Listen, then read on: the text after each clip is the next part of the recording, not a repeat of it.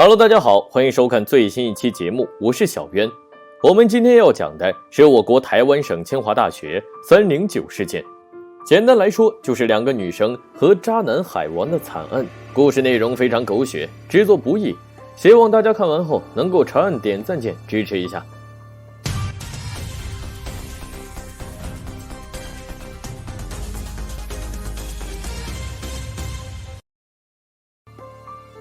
故事发生在23年前的1998年，在饱受3个多月的寒冬后，时间终于来到3月中旬，久违的暖阳正紧紧地抚摸着大地，整个校园迎来了万物复苏的春天。一年之计在于春，就当学校里所有学生即将开启自己的新篇章时，演讲厅角落里一名女生却永远告别了春天。3月9日上午，几名清华大学研究生推开演讲厅大门，准备向导师汇报课题研究进展。可一打开门，一阵刺鼻的气味就直接撞进了鼻子。顺着气味，几名学生来到冷气机旁，掀开挡板一看，眼前居然躺着一具面目全非的尸体。走廊里数秒前的寂静马上就被一阵尖叫声和脚步声划破。接到学校报警后，警方虽然第一时间拉起了警戒线，但外面还是挤满了学生。虽然办案多年，但看到地上五官肿烂的难以辨认的尸体，法医心里还是打了个哆嗦。堂堂台湾省清华大学居然会发生如此命案，这让他很是意外。不难看出，死者遇害后被人用王水毁尸灭迹，到底是哪个家伙心肠如此歹毒？法医轻轻的叹息声，却夹杂着强烈的指责。看着尸体旁边被用过的避孕套，警方很快锁定了嫌疑人。就读于清华大学辐射生物研究所的研究生曾焕泰。法医不理解到底是什么样的理由会让他在学校里犯下如此罪行。顺着地上这个避孕套，法医解开了一场凄惨的海王三角恋。在演讲厅遇害的死者名叫许家珍，是当时该校的在读研究生。要打开许家珍遇害背后的真相，还得从案发3年前说起。1995年，许家珍从台湾省长庚大学毕业后，打算攻读台湾清华大学研究生。为了能考上研究生，许家珍在考前报了个辅导班，并在辅导班里认识了一个叫做洪小慧的女生。在考研路上能遇到个结伴同行、相互照顾的伙伴，是一件幸运的事情。而许家珍就幸运地认识了洪小慧，两人不但在补习班时结为好友，还一起被台湾省清华大学生物研究所录取，成为同班同学。但恰恰是因为洪小慧，许家珍也是不幸的。开学没多久后，两人就从好朋友变成了无话不谈的好闺蜜。几番相处下来，洪小慧逐渐了解了许家珍的背景。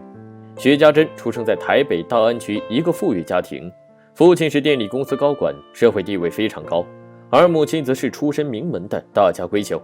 许家珍从小就过着无忧无虑的生活，穿着各种名牌衣服。两人出门逛街时，只要看到喜欢的包包，许家珍就会买下，即使价格是在4位数。可反观自己，从头到尾，从头到脚都是个平平无奇的穷学生，连伙食费都要靠做兼职贴补。更加令人五味陈杂的是，家庭家境条件如此优渥的闺蜜，学习上却比谁都拼，这简直就是要把人往死里卷的节奏。面对这样一位千金小姐般的闺蜜，洪小慧起初并没太在意，虽然心里会存在几缕妒忌，但很快就烟消云散。可曾焕泰这位学长的出现，却让洪小慧心里这缕烟丝烧成浓浓大火的黑烟。曾焕泰出生于台北板桥，比洪小慧两人大5岁。本科从东吴大学毕业后，也考到了台湾省清华大学的生物研究所。由于学业需要，曾焕泰3天2头就往实验室跑。一来二去，洪小慧两人就经常和曾焕泰相遇。这是当年曾焕泰的照片，照片虽然是侧着拍的，但依然能感受到一股很浓的书香才子气。端正的五官配上这张国字脸，书香才气又附带几分帅气，难怪曾焕泰入学没多久就找到了女朋友。和许家珍这位富家小姐一样，曾焕泰不但长相出众，而且学业上也非常认真，攻读的还是博士研究生。所以这样一个堪称完美的男人，让许家珍很是心动。几天之后，许家珍将自己对学长曾焕泰的爱慕之情说了出来。躺在床上，许家珍一边翘着2郎腿，一边向闺蜜洪小慧分享学长今天穿的是什么衣服，今天又主动跟他交流了课题。更要命的是，在实验台操作时，学长是如何轻轻弯腰，主动握着自己的手，纠正自己的错误操作，那脸庞就差点要贴到自己脸上了。当时真想把脸转过去亲她，看着闺蜜一脸陶醉的模样，洪小慧皱了皱眉头，心里狠狠地说了2个字：花痴。尽管当时曾焕泰已经有了女朋友，但许家珍依然毫不忌讳地整天黏在他后面，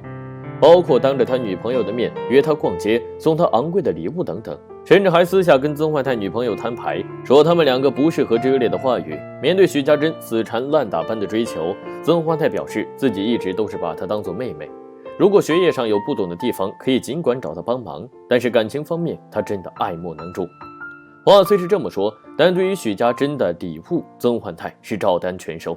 说的难听点，曾焕泰就是个耍欲擒故纵的海王，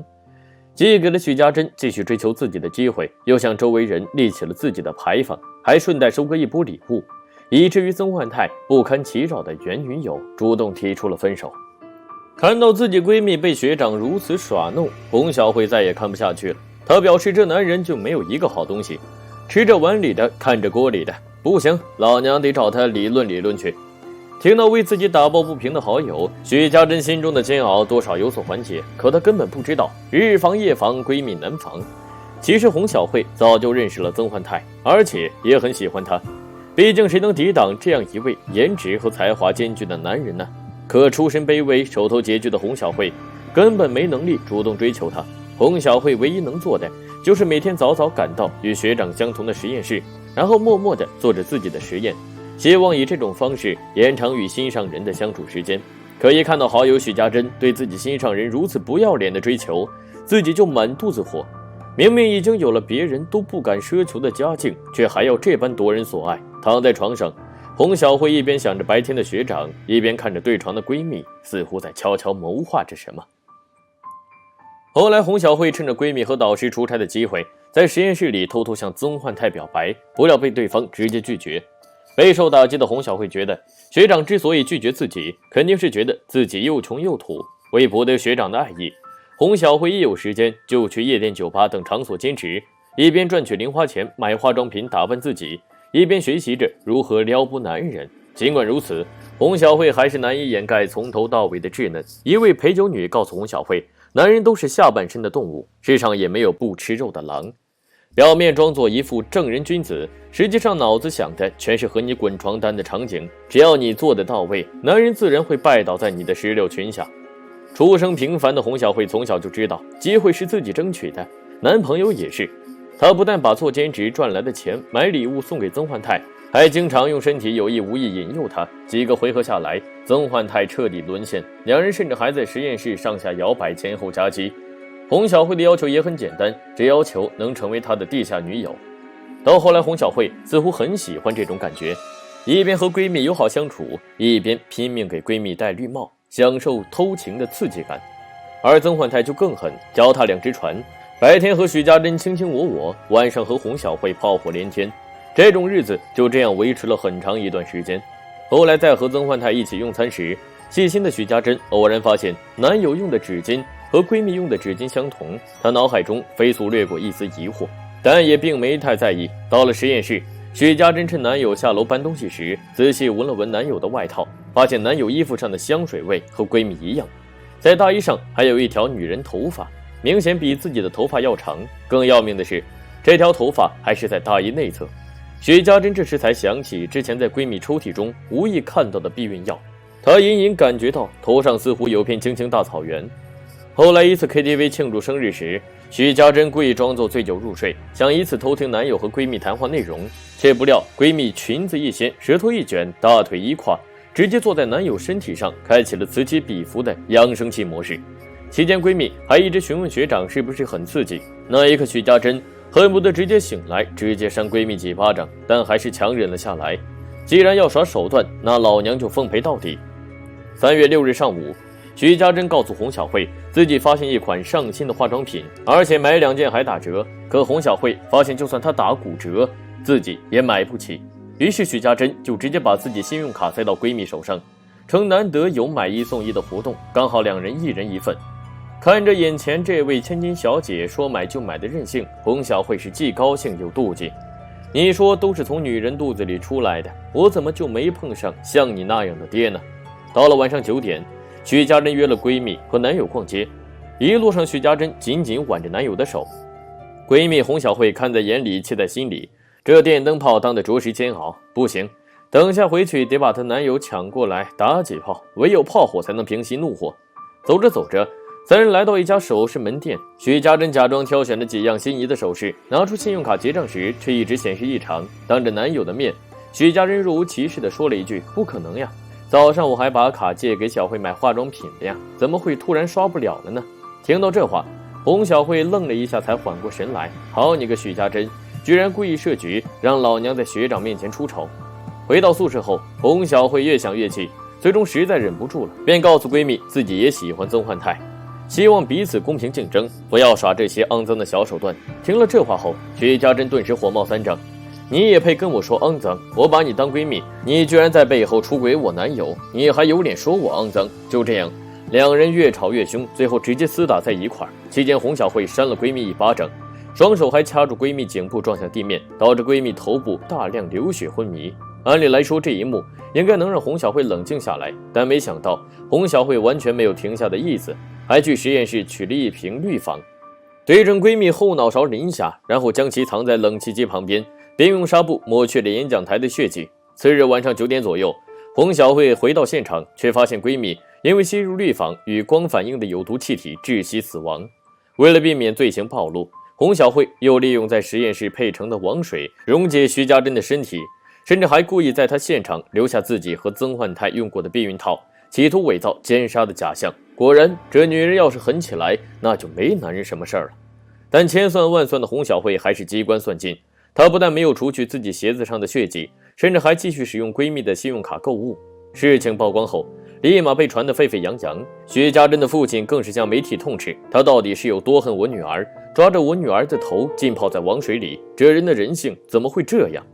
最终，杀人凶手洪小慧被判18年有期徒刑，赔偿受害者父母新台币2100多万。服刑期间，洪小慧多次申请假释，但因民众反对被拒，直到第5次时的2008年才获准假释出狱。至于海王曾焕泰，被学校辞退后必走国外继续攻读博士学位，并返回台北担任电脑工程师。都说恋爱中的女人智商为0，而这份智商一旦催化女人内心深处的歹毒，那后果真是不堪设想。所以还是那句话，防火防盗防闺蜜，必查必见必海王。我是小渊，我们下期再见。